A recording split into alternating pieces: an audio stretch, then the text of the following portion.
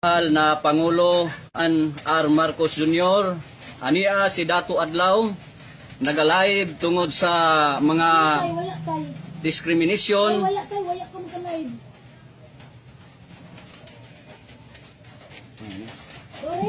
Tungod sa mga discrimination nga ang pulis nagdakop sa among kauban nga diin wala kini insakto nga legality, walay warrant of arrest, no? So Wala maka-live.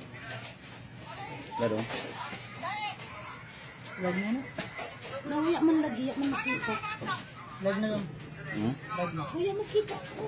Lag na lang. So ania kami nag-live karon, mahal na Pangulo, nga ang hinungdan ni ani tungod kay wala sila mo subay sa legality, wala sila mo comply sa prior and informed consent sa rightful owner sa ancestral land. Mauning nahitabo ang mga pamadlak nga karon nga ilaming gisirkuluhan dire ang mga pulis nga wala sila rights, no? Wala sila rights, illegal intervention sila kay assisting run any branches of civil government.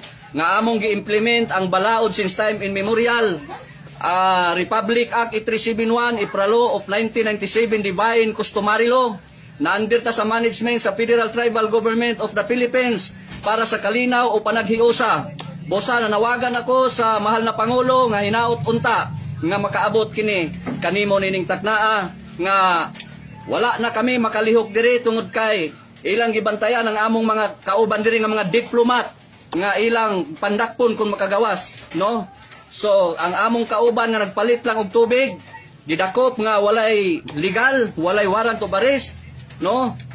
So hinaot unta nga mahal na Pangulo imo kining maaksyonan aron nga dili mo kaylap ang kagubot sa Surigao del Norte, no? Kay dili na maayo kining ilang gibuhat, wala na mainsakto, dili na insakto ang ilang proseso. O tungod kay nan-react sila sa maong panghitabo nga wala nila masabti kini. Tungod kay ang atong batas karon nga angayan pagasundon is Divine Customary Law nga angayan ma-practice sa uban nga kani atong gi-implement nga para kini kanatong tanan nga maalis kita sa tunglo, no? Maalis ta sa tunglo at kanun pa man sa sumpa. Dahil sa batas, ito po, maalis po tayo sa tunglo.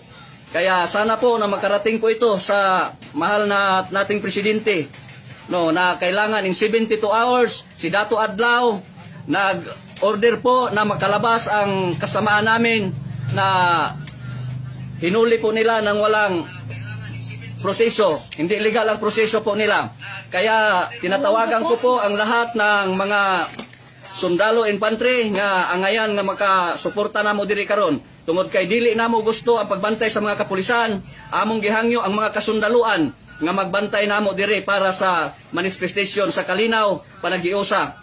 Busa daghan salamat, hinaot unta nga sa gamayng mensahe ni Dato Adlaw nga moabot kini sa mahal nga Pangulo aron nga kini maaksyonan dayon kining maong mga lakang sa atong mga kapulisan nga walay saktong mensahe, walay saktong proseso. So daghang salamat og maayong hapon kanatong tanan. God is justice. God is justice.